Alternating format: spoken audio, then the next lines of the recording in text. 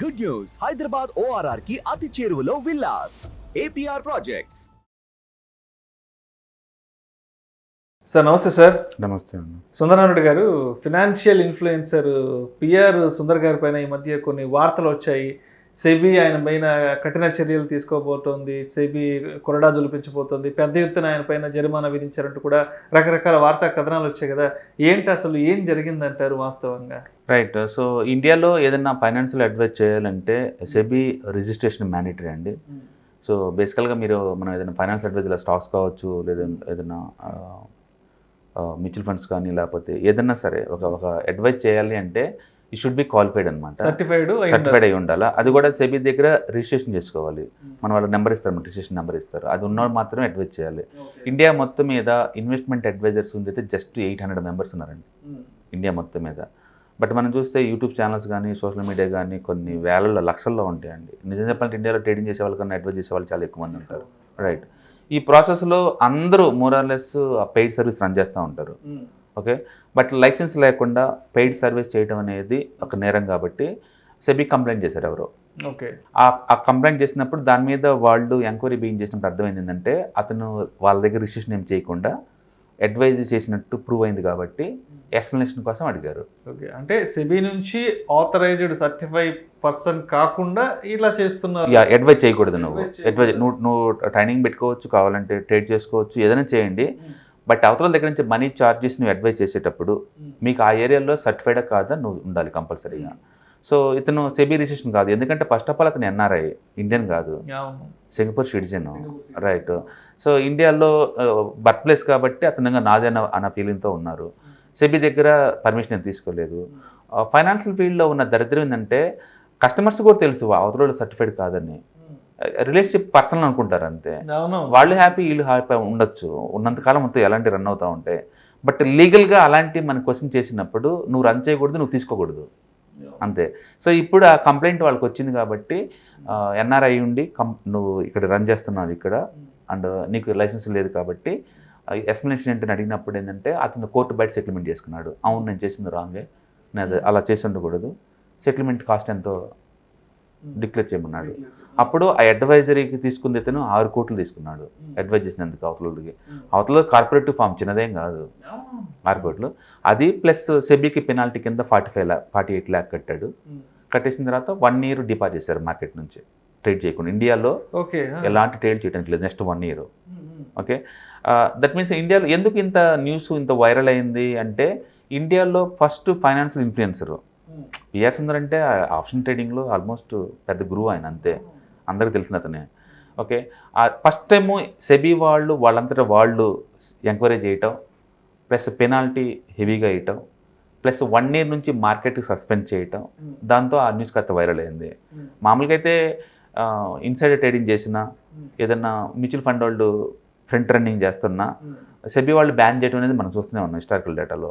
But ఇట్లా పైన ఒక ఇండివిజువల్ పర్సన్ని, ఒక కంపెనీకి సంబంధం లేకుండా ఉన్న పర్సన్ని ఇలా మార్కెట్ నుంచి 1 year వెళ్ళేయడం అనేది ఫస్ట్ టైం అనమాట. అందుకని సోషల్ మీడియా బాగా డిస్కస్ చేసింది. సో బేసికల్ ఏంటంటే ఫైనాన్షియల్ ఏరియాలో ఈ అడ్వైజరీ ఈమని చెప్పేసి పబ్లిక్ వాళ్ళు ఆడటం, అనాథరైజ్గా ఆడటం ఎంత తప్పు, పర్మిషన్ లేకుండా, పర్మిషన్ తెచ్చుకోకుండా అడ్వైజ్ చేయటం వీళ్ళది అంతే తప్పు.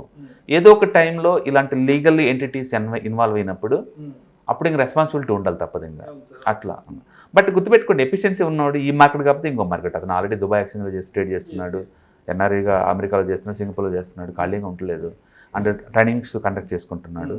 సో ట్రేడింగ్ నుంచి మాత్రమే డీపార్ అయ్యాడు అంతే, ట్రైనింగ్ నుంచి అది వేరే సర్ట్ ఇన్కమ్ లంచ్ కాదు. అందుకని ఎఫిషియన్సీ పర్సన్స్ ఇలాంటి ఎన్ని డీపార్ చేసుకోవచ్చు. లక్ ఏంటంటే పెనాల్టీ కట్టి వదిలేశారు అంతే, జైల్లో అలాంటి ఏం లేవు ఇక్కడ. జస్ట్ తీసుకునే అమౌంట్ బ్యాక్ ఇంట్రెస్ట్ తోటి కట్టడం ప్లస్ 48 lakh సెబీకి పెనాల్టీ లాగా చేశారనమాట. సో ఇండియాలో ఎవరైనా సరే ఇల్లీగల్ అంటే సెబీ రిజిస్ట్రేషన్ లేకుండా ఇవ్వటం అనేది ఇల్లీగల్ మనీ తీసుకొని ఇవ్వకూడదు ఎట్టి పరిస్థితులు. సార్ సుందరనారాయణ గారు, ఇప్పుడు మీరు కూడా ఒక ట్రైనర్గా ఉన్నారు ఈ స్టాక్ మార్కెట్స్కి సంబంధించిన సబ్జెక్ట్ మీద.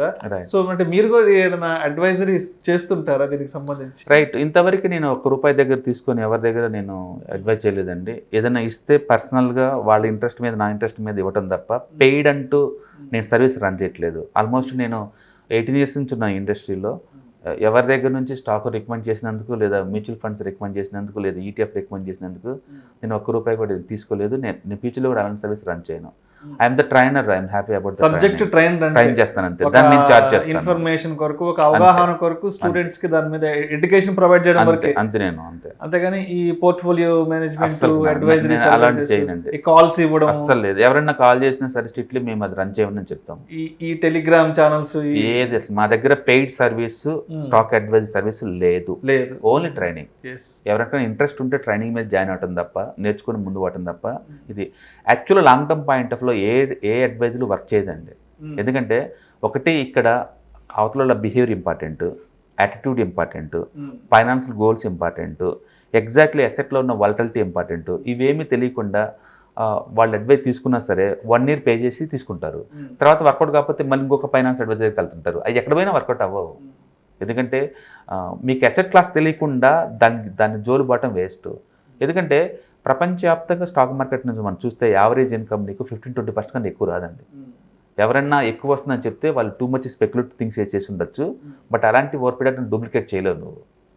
అది ఇండివిజువల్ స్కిల్. అది అవి నేర్చుకొని మీ అంతా మీరు చేయాలి తప్ప వేరే వాళ్ళు అడ్వైజ్ చేస్తే కపుల్ ఆఫ్ మినిట్స్లో మారే మార్కెట్ స్ట్రక్చర్ నుంచి బెనిఫిట్ పొందలేరు. అందుకని ఇన్వెస్ట్మెంట్కి ఆల్రెడీ రిజిస్టర్డ్ అడ్వైజర్స్ ఉంటారు, మీరు తీసుకోవచ్చు. మీకు ఆల్రెడీ ఇవాళ రేపట్లో మొత్తం దొరుకుతుంది డేటా. జస్ట్ ఒక 1 monthలో ఏదైనా నేర్చుకోవచ్చు. అంటే believe me highly specialised like ఒక సర్జరీ ఇలాంటివి నేర్చుకోలేకపోవచ్చేమో కానీ హైలీ స్పెషలైజ్డ్. బట్ మామూలుగా అయితే ఫినాన్స్ అయినా, కోడింగ్ అయినా, లాంగ్వేజెస్ అయినా, మ్యూజిక్ అయినా, అథ్లెటిక్స్ అయినా ఏదైనా నేర్చుకోవచ్చు. అండ్ వితిన్ 1 monthలో నేర్చుకుని ఈ స్కిల్స్కి why you pay continuous life time, జీవితకాలం ఎందుకు పే చేద్దాం అనుకుంటున్నారు? ఎక్కువ మంది చెప్పేది ఏంటంటే మాకు అంత టైం లేదు అని. అంటే బిలీవ్ మీ wealth management, wealth maintenance, wealth ఒక జనరేషన్ నుంచి ఇంకొక జనరేషన్ మార్చడం, దాన్ని ఎస్టేట్ మేనేజ్మెంట్ అంటారు. ఇవన్నీ బేసిక్ నీడ్స్ అండి. మన తిండి ఎంతో, నిద్ర ఎంతో, ఇవి కూడా అంతే. నేర్చుకోవాలి, ప్రతి ఒక్కళ్ళు నేర్చుకోవాలి. అవతలకి పెయిడ్ చేసుకుంటూ జీవితకాలం మీరు చేయలేరు. అలా అవి వర్కౌట్ అవ్వండి లాంగ్ టర్మ్ పాయింట్ ఆఫ్లో. షార్ట్ టర్మ్ మెథడ్స్ చూసుకుంటున్నారేమో కానీ లాంగ్ టర్మ్లో సస్టైన్ కావు అవన్నీ. మనంతటా మనం సెల్ఫ్ సస్టైన్ అవ్వాలి. అంటే బిలీవ్ మీ 1 month కల్లా ఎవరైనా ఎక్స్పర్ట్ అవ్వచ్చు ఇన్వెస్ట్మెంట్లో. అది టూ మచ్ కాంప్లికేట్ థింగ్ కాదు.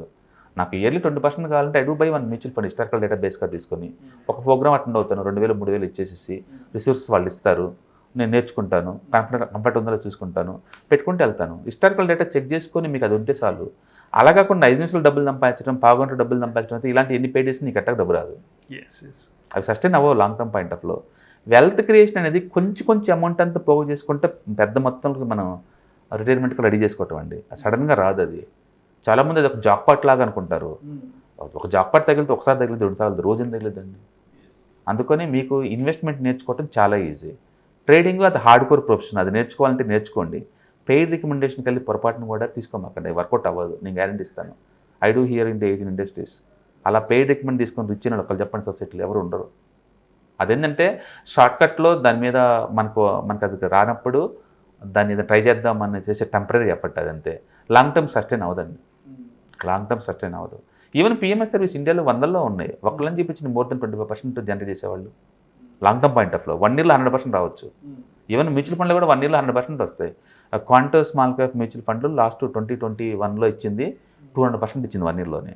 దాని అర్థం అది కంటిన్యూ అవుద్దని కాదు కదా. ఈ సంవత్సరం 25 ఇచ్చింది కదా. అంటే లాంగ్ టర్మ్ పాయింట్ ఆఫ్లో అన్ని డిస్కౌంట్ అవుతాయండి. లాస్ట్గా 20-25% మిగులుతుంది. అందుకని ఎవరికైతే ఫైనాన్షియల్గా ఎంపవర్మెంట్ కావాలో, ఫైనాన్షియల్ లిటరసీ కావాలో, వాళ్ళు రోజుకో అరగంట పావుగంట స్పెండ్ చేస్తే 1 monthలో ఎక్స్పర్ట్ అవ్వచ్చు. అది హైలీ స్పెషలైజ్ ఏదైతే ఖచ్చితంగా కాదు అంటే మీరు ట్రేడింగ్కి వద్దాం అనుకుంటే తప్ప. సో అవి బేసిక్ థింగ్స్. అవి ఇన్సూరెన్స్ ఒక గంటలో నేర్చుకోవచ్చు మీరు. ట్యాక్సేషన్ సీఏ పక్కన కూర్చొని 2-3 గంటలు నేర్చుకోవచ్చు. ప్రతిదీ నేంటుంది ఎక్స్పర్టైజ్ లెవెల్ కాకపోవచ్చు, నేంటుంది బేసిక్ ఏంటి మనకి ఎలా యూజ్ అవుతుంది అంతే. అందుకని పెయిడ్ ఇవి సోషల్ మీడియాలో ఉన్న అడ్వైజరీ అవి తీసుకుని అవన్నీ ఏంటంటే ఎడ్యుకేషన్ పర్పస్ కోసం వాడుకోవచ్చు. కానీ నేను ఎగ్జాక్ట్ పిన్ పాయింట్లో ఇక్కడ ఎంటర్ అవుతాను, ఇక్కడ స్టాప్ లాస్, ఇక్కడ టార్గెట్ లాస్ మీకు తెలియాలంటే ఎంతకంత మార్కెట్ స్ట్రక్చర్స్ మీకు తెలుసుంటే తప్ప మీకు రాదు. రెండోది ప్రతి అసెట్ క్లాస్కి ఒక రకమైన దాని ఓన్ క్యారెక్టరిస్టిక్స్ ఉంటాయి. గోల్డ్ చాలా స్టేబుల్గా ఉంటుంది. అది పడ్డ ఇయర్ మొత్తం మీద 80%, పెరిగినా కూడా 10%, అంతకంటే ఎక్కువ ఉండదు. గోల్డ్ డీల్ చేసినంత ఈజీగా స్టాక్స్ డీల్ చేయలేరు. ఇది వాలటిలిటీ అసెట్ క్లాస్. సింగిల్ డేకి +or-10% ఈజీగా మూవ్ అవుద్ది. అందుకని ప్రతి అసెట్ క్లాస్ మీరు నేర్చుకుంటూ పోవాలి అనుకుని చేయలేరు. అట్లా మీరు ఓవరాల్ బ్రాడ్గా నేర్చుకొని ఫైనాన్షియల్ గోల్స్ ఎంత ఉందో క్లారిటీగా అనుకుంటే ఆ పర్టికులర్ ఏరియాస్ నేర్చుకోవచ్చు. అంటే mutual funds, ETFs, index funds, gold investment ఇలాంటిన్నిటికీ బేసిక్స్ దొరుకుతాయి నీకు. దాని గురించి సపరేట్గా ఏం అవసరం లేదు. అలా కాకుండా స్టాకు ట్రేడింగ్ లాంటి లేదా ఫ్యూచర్ అండ్ ఆప్షన్స్ అనుకోండి, అవి కొన్ని స్పెషలైజ్డ్ స్కిల్స్ అవి నేర్చుకొని మీరు చేసుకోవాలి తప్ప, డమ్మీ ట్రేడింగ్ చేసి అట్లా రావాలి తప్ప అడ్వైజర్ తీసుకొని వేరే వాళ్ళ దగ్గర నుంచి మీరు మనీ ఎప్పటికీ సంపాదించలేరు, నేను గ్యారంటీ ఇస్తాను. ఎందుకంటే నిరంతరం డైనమిక్గా మార్కెట్ మారుతూ ఉంటుంది. అప్పుడు మారినప్పుడు వెంటనే మీరు స్టాప్ లాస్ అది తీసుకుని వెళ్ళిపోవాలి కదా. అందుకని ఇన్వెస్ట్మెంట్ ఈజీ అండ్ ట్రేడింగ్ చాలా టఫ్. మీరు ఎవరైనా ట్రేడింగ్ చేసుకోవాలంటే ప్రొఫెషనల్ అవి తీసేయండి. ఇన్వెస్ట్మెంట్కి అయితే మీకు అడ్వైజరీ అవసరం లేదండి. అది ఇవాళ ఎంత 5G టెక్నాలజీ రన్ అవుతుంది ఈ రోజుల్లో, సోషల్ మీడియాలో బోల్డ్ అంత డేటా దొరుకుతుంది ఈ రోజుల్లో. Why go for paid recommendations, మీ దగ్గర దానికి ఆన్సర్ ఉండాలి. ఓకే, అందుకని ఈ ప్రొఫెషన్లో పర్టికులర్గా ఈ ఫినాన్స్ ఏరియాలో పెయిడ్ సర్వీస్ అనేది మామూలు విషయం. అండ్ 90% ఎవరికి ఇక్కడ పర్మిషన్లు ఉండవు. అది పర్మిషన్ తెచ్చుకోవటం పెద్ద కాంప్లికేట్ అని కాదు, తెచ్చుకొని ఎవ్రీ ఇయర్ రెన్యూవల్ ఎందుకులే అంటారు. అంతెందుకు సిట్స్ ఇన్ ఫైనాన్స్ ఇండస్ట్రీ ఉంది, అది కూడా కంపల్సరీ సెబీ పర్మిషన్ కావాలి. ఇండియాలో ఎన్ని ఉంటాయి? 99% ఉండవు. బట్ అవి కూడా ఇల్లీగలే, అవి కూడా రన్ అవుతుంటాయి. ఎవరైనా కంప్లైంట్ చేశారనుకోండి, సెబీ వాళ్ళ మీద కూడా చర్య తీసుకుంటుంది. అంటే ఇక్కడ లీగల్ ఎంటిటీస్ లిబరల్గా ఉన్నాయి, కస్టమర్స్ లిబరల్గా ఉన్నారు, అండ్ అడ్వైజ్ చేసేవాళ్ళు లిబరల్గా ఉన్నారు. అందరు లిబరల్ కాబట్టి అట్లా నడుస్తుంది తప్ప ఒరిజినల్గా అది రెగ్యులేటరీ ఇండస్ట్రీ కాదు కాబట్టి అలా నడుస్తుంది.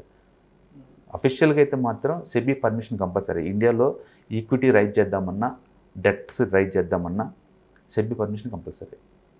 బట్ అన్ఫార్చునేట్లీ ఎవరు పట్టించుకోవట్లేదు, ఎవరు చూడలేదు. అదే పిఆర్ సుందర్ గారు ఫస్ట్ ఫైనాన్షియల్ ఇన్ఫ్లుయెన్స్ కాబట్టి దానికి అంత పబ్లిసిటీ వచ్చింది తప్ప అదర్వైజ్ ఏం లేదండి.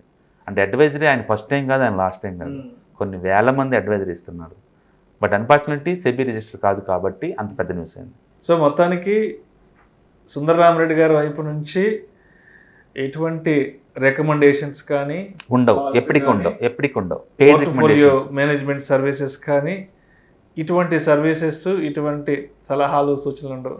కేవలం ఒక సబ్జెక్ట్ ఫ్యాకల్టీ, సబ్జెక్ట్ టీచర్ మాత్రమే. అంతవరకు. Thank you so much Sundararamareddy గారు.